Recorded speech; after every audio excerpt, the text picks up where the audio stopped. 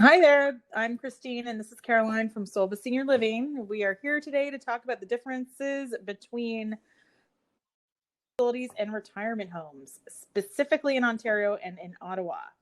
Yep. Hi, Christine. Thank you. We are seeing a lot of conversation recently around seniors housing, especially, of course, because of COVID and all that has and is entailing.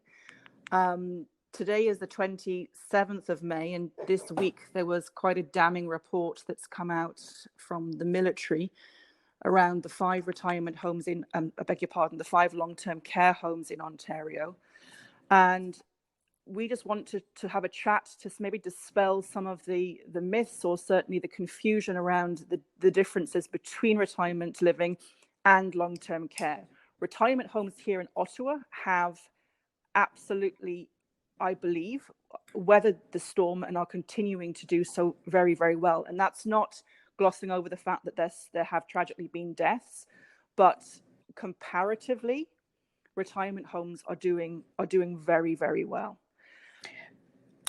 And Caroline, working at Solva, you're talking to a lot of families, and I know I'm certainly talking to a lot of individuals in the community. There is a huge misunderstanding between what is the difference between long-term care facility and a retirement community.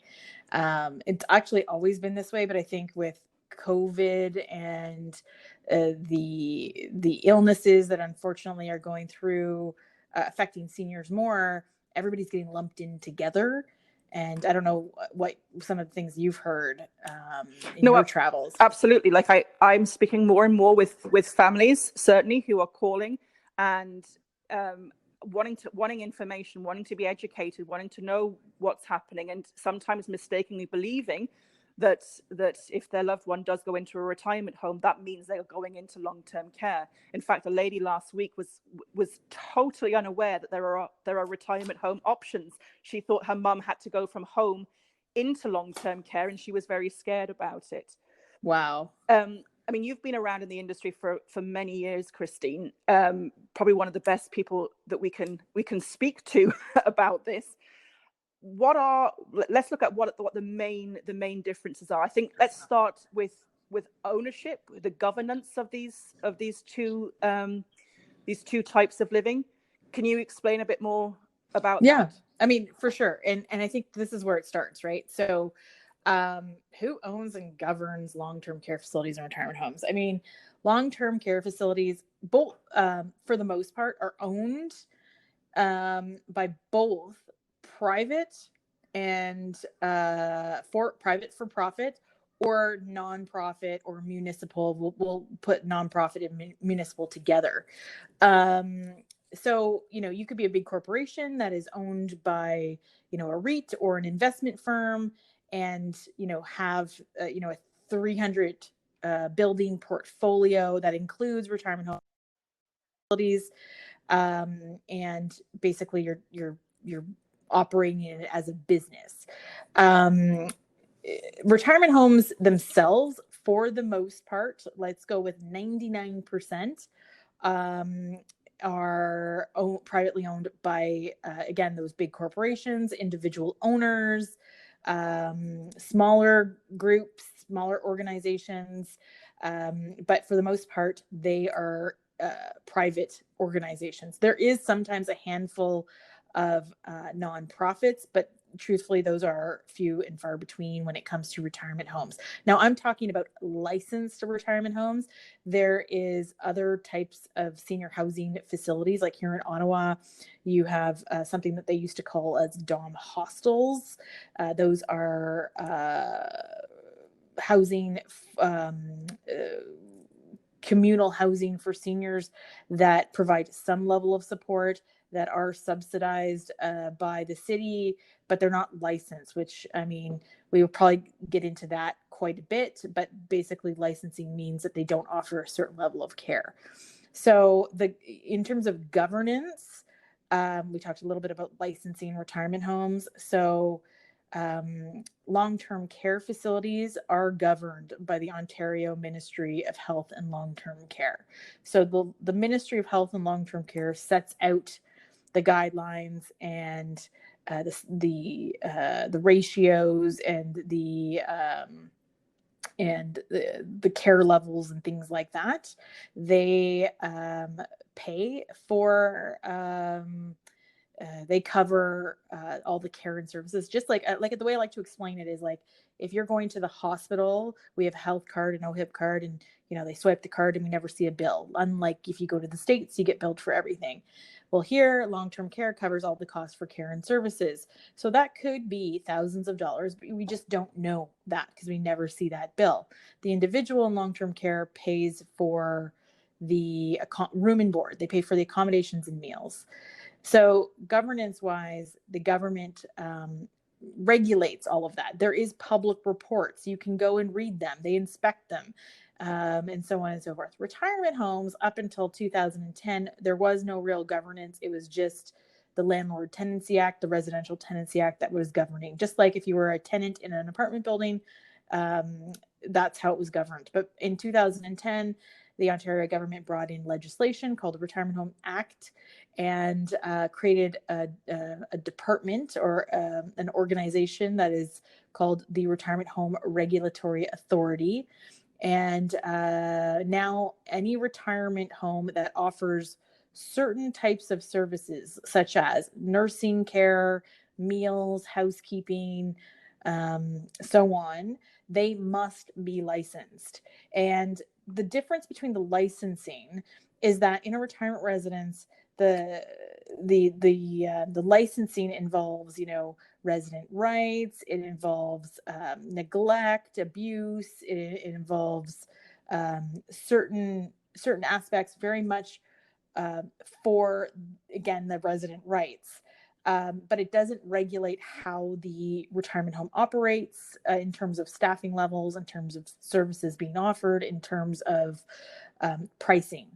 That the retirement home is still an individual business and can operate however. But the RHRA will come in and inspect to make sure there's a minimum standard for those resident rights, make sure there's no abuse, make sure there's no neglect. People have called me before and said, I think they're overcharging me on my bill. Will the RHRA come in and inspect this? That's probably not what they're going to come and inspect. They're going to come and inspect that you're following the rules when it comes to taking care of these individuals, or that the lease is up to date, that you've provided all the information, including pricing, to the individual so they can make informed decisions. Typically, both of these organizations, you see more so their inspection reports around abuse and neglect. Like you've said, the ministry with the military coming out with this report, we did look up some of the long-term care reports, and there was just, you looked it up, Caroline. There was just a lot of it was previous. Yeah, it was kind of a litany of incidences that stem back over many recent years, and again, a separate conversation for us to have. But if the Ministry of Health is going in and is following up and is inspecting and is giving recommendations, then how the heck will they still in that position to be so desperate? These past few weeks.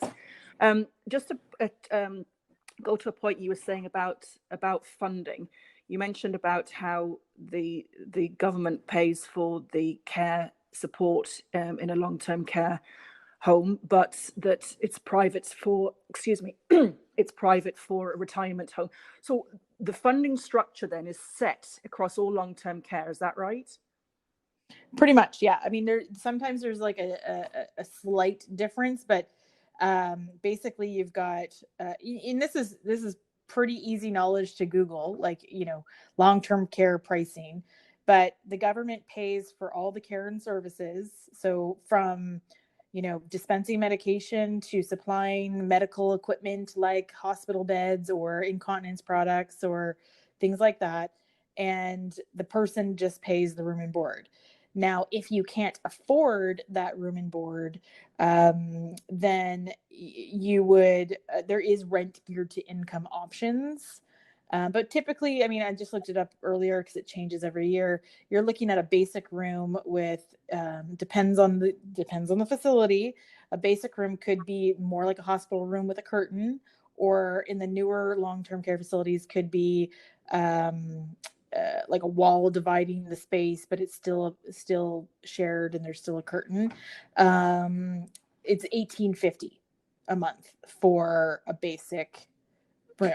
That's Now, keeping in mind, that seems like a lot of money to some, but all of the people moving into long-term care are typically very heavy care needs, physically and cognitively.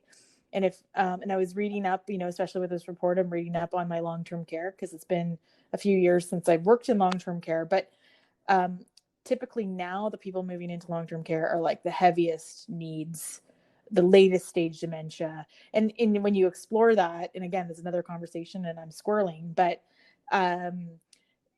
when you explore that, you think, if the government and these long-term care facilities are making the staff have time frames of which they can spend with each patient, each resident, each client, when you've got somebody with later stage dementia or moderate stage dementia, sometimes it takes longer through that gentle persuasion um, to get them to assist gently with those activities of daily living.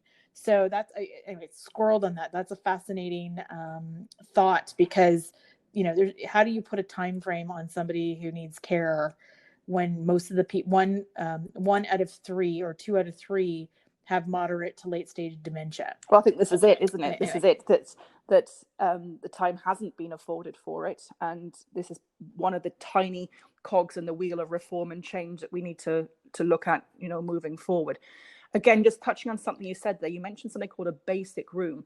So in long-term care, residents of long-term care can be more than one person in a room. Yeah. Yes.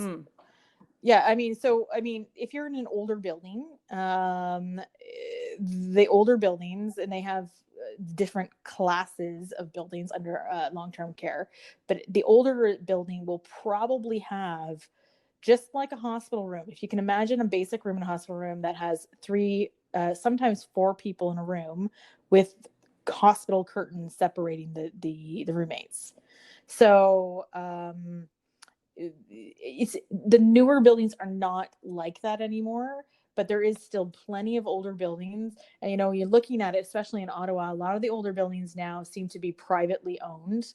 I grew up in long-term care. My family worked in long-term care, and it just seems like it was a family business for us.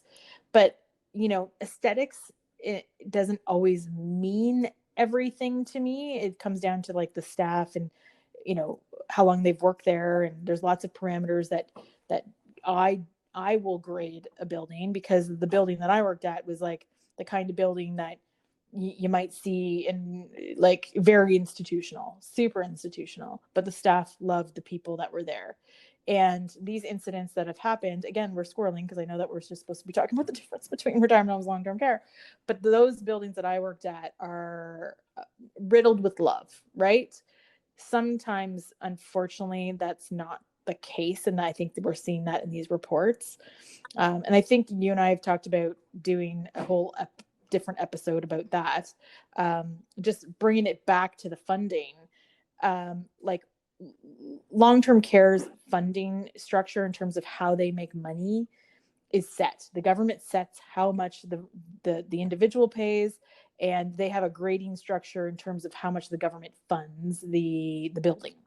When it comes to retirement homes, there's no set funding. Pretty much it's a business. They go and they create their rates.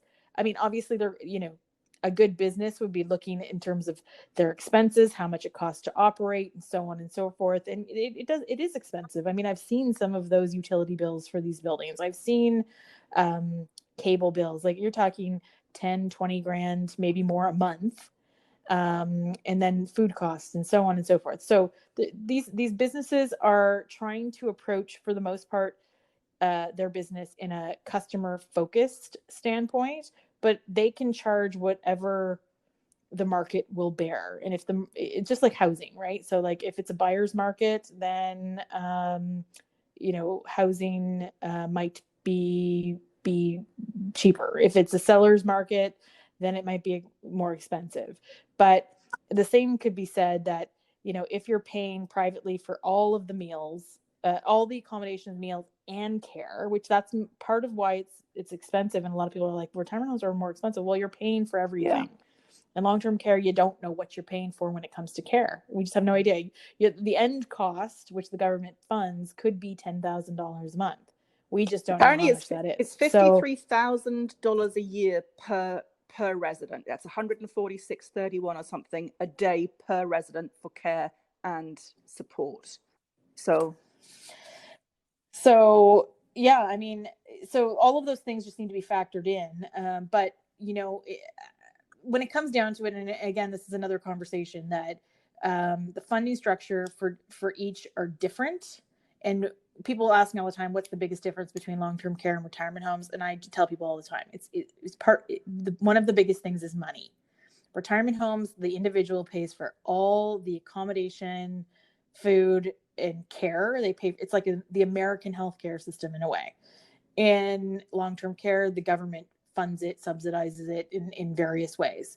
So now there's something to be said with that. When you start peeling that onion back, and you're saying, well, okay, long-term care, they're the spotlight's on them right now and people are watching. Well, they only have so much money that they can make, right? So like they make a certain amount of money. If you're a private organization, if you're a nonprofit, then you're not trying to make any money.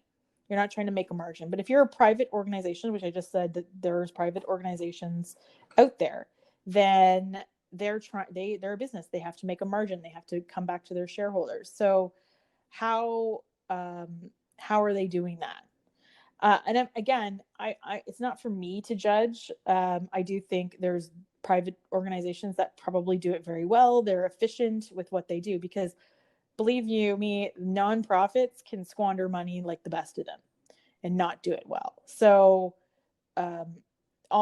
what I'm putting forward right now is just information. I don't really have a judgment call per se. I mean, maybe if you talk to me offline, I might have one, but I'm not going to give you one here. But what about services then? So the difference in care levels between a retirement home, between long-term care, and what about if someone's right now thinking, because of what is happening, I am second guessing maybe a move for my parents to go into long-term care. Is a retirement home going to be able to facilitate their needs? If, obviously I can afford it, or they can afford it. Okay, so this is a good question. So in Ottawa, we have 86 licensed retirement residences. And not one of them, well, that's hard to say. I don't want to say not one of them, but for the most part, they all offer different care and services. Some of them offer, and there's no standard language either in retirement living. So, I mean, I know that's frustrating for a lot of people. And I suppose that's exactly why Solva exists, because we help people by providing them with this kind of level of education, talking through their individual situations and helping them narrow down the options. But the thing is that you've got retirement homes that only offer independent services, which means help with medication and maybe taking a bath and getting dressed. And then you have others that offer assisted living, which is a bit more support, maybe some incontinence support, maybe help with the mobility transfers. But they have a limit of what they're going to do, and they're going to do, maybe one person helping somebody with ADLs. And then you have some that do the whole complex continuum of care, that do like, independent living right through heavy assisted living with 2-person transfers and mechanical lifts and dementia care, gentle persuasion, all of that, which is much more in line with what long-term care offers. So long-term care is more, in terms of services, nowadays, very, very more advanced physical and cognitive levels of support. So if you are needing a mechanical lift and you're needing, feeding, and you have incontinence and you need more physical care needs, which then comes back to, again, it's harder on the staff, more strenuous on those staff, can those levels of care be offered in retirement homes? Absolutely. The only difference is that the individual is going to be paying for all of that care. But in the same token, you are much more,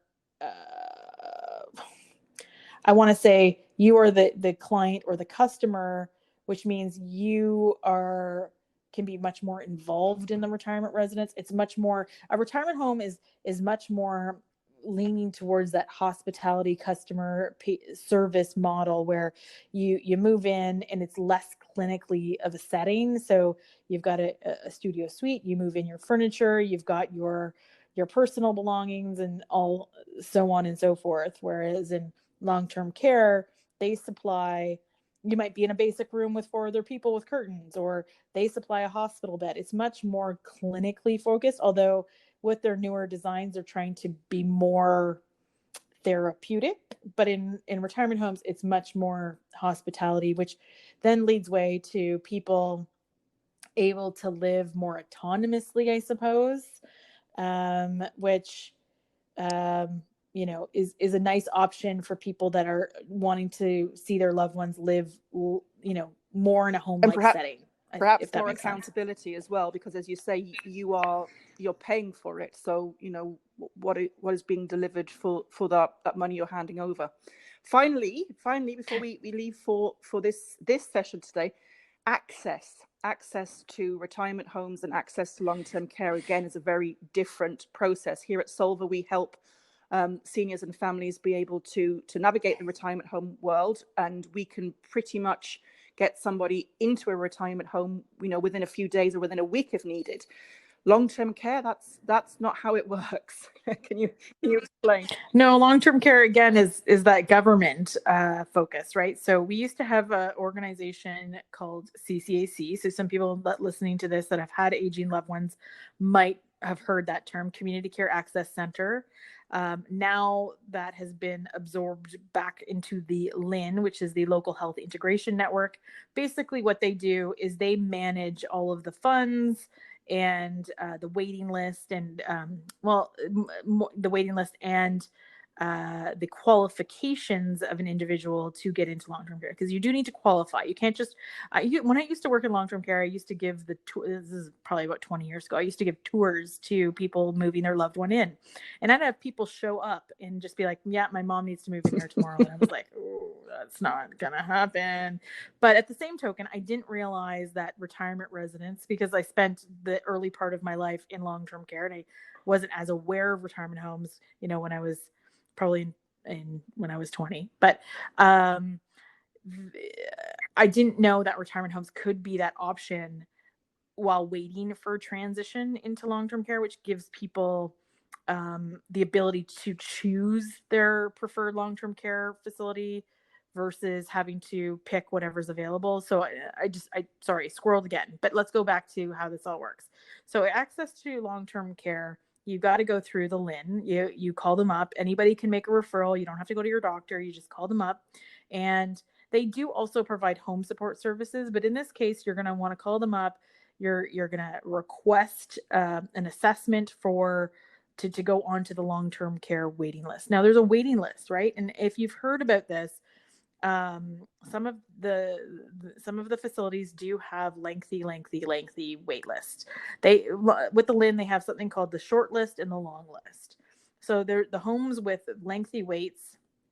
They can take a couple years, and then in that wait list, you've got a wait list for semi-privates, more basic rooms, semi-privates, and private rooms, and the waits for each one of those can be different. So we often at Solva get called and we talk to people about long-term care. It's difficult for us to help people we can't really get anybody into long-term care, but what we can do is give people strategies like giving them the wait times. We have that list. We can give you the list. Then you can look at it from a strategic standpoint and say, okay, so which places have the longest list? Can we maybe keep mom at home with some home support services? Can we look at a retirement residence for a few years? You can look at some different strategies. And again, as I always say, and I know you say this too, Caroline, is that have this conversation before it becomes a crisis. Don't wait till, Proactive, not reactive. That's our mantra. Yeah. Yeah. Mom's doing okay at home, but you're seeing the signs. Maybe start kind of learning how this all works, because like you said, somebody didn't even realize a retirement home. You were talking to somebody the other day, they didn't know a retirement home was an option. So yeah, you have to call the LIN, and they'll come out and assess whether you qualify. Then they're going to tell you, go out and pick the long-term care you would want to go on the list for. And then you can go and tour them, not today with COVID, but you would pick the ones that you'd want to put mom on the list for, what kind of accommodation you would want, and so on and so forth. With retirement homes is a bit different. Retirement homes, there is a lot of retirement homes. There's a lot of options. You've literally got everything from your Super 8 to your Ritz-Carlton with indoor pools and theaters and wine cellars. And then you've got more warm, fuzzy, smaller buildings. So that's where we come in with Solva, is like, we help you narrow down what option is the right one based on your individual preferences. And oftentimes, I don't know about you, but when I'm talking to clients with Solva, I'm asking them questions that they might not think. Like, families often come and they look at these, 5-star buildings that are serving dinner on Royal Dalton, and they think this is great because this is how I'd want to live. But is mom comfortable living that way, where they're going to have to get dressed up every night for dinner and have this formal dining every evening? Not everybody feels comfortable with that. So I try to ask a lot of questions to make sure that, the family is thinking about what mom and dad's preferences would be. And then we narrow down, what is their health condition? What does the future look like for that? And I think that from Solva, we're kind of special because in terms of other people that do similar things, we're probably the ones that have the most background in this, that we can engage in this kind of conversation with families. But yeah, there is lots of availability in retirement homes, and there is something for everyone. And retirement homes are definitely an alternative to long-term care. And like you said, they've been some of the retirement homes, most of the retirement homes have not been affected by COVID. I think I don't know if you've done the number or the math on that. As you said, out of the 86 that are licensed here in the city, there have been 15 homes that have had an outbreak. And it's, to qualify for an outbreak, that is just one case. That is one confirmed case. So in many of those 15, there has only been one case. 10 of those retirement homes have already been cleared by public health. So they've gone back to their pre-COVID status. And 5 are currently in the system with public health, being closely monitored and worked with to get them cleared as well.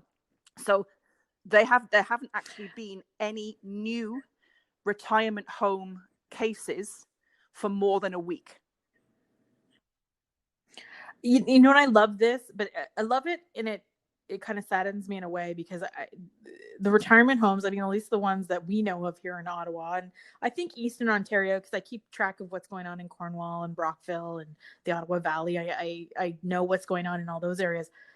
Is they're doing such a tremendous job, not only the safety of the people, but like the mental health and engagement. They're coming up with all sorts of ideas to keep people active, engaged, connected, like having entertainers come outside, or doing happy hour, hallway happy hour parties, or they're doing a lot of things to keep the people so what is the term, physically distant, absolutely, but socially engaged. And it kind of makes me sad that they get lumped into this conversation about long-term care, because retirement homes have been really, I think, rock stars in all of this COVID. And it's definitely an option for anybody considering elder care and social isolation prevention. Equally, though, I would stuff say, like that. let's not, we can't, none of us in the profession can tarnish all long-term care with the same brush. I mean, these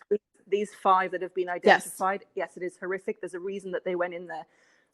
For the most part, staff do their absolute damnedest with the residents that they care for under under a lot of stress and pressure. And again, that's another conversation for us. But I hope that anyone listening doesn't think that, oh God, all long-term care homes, and certainly the ones that are here in our area, are all failing and are all as horrific. That really is not the case.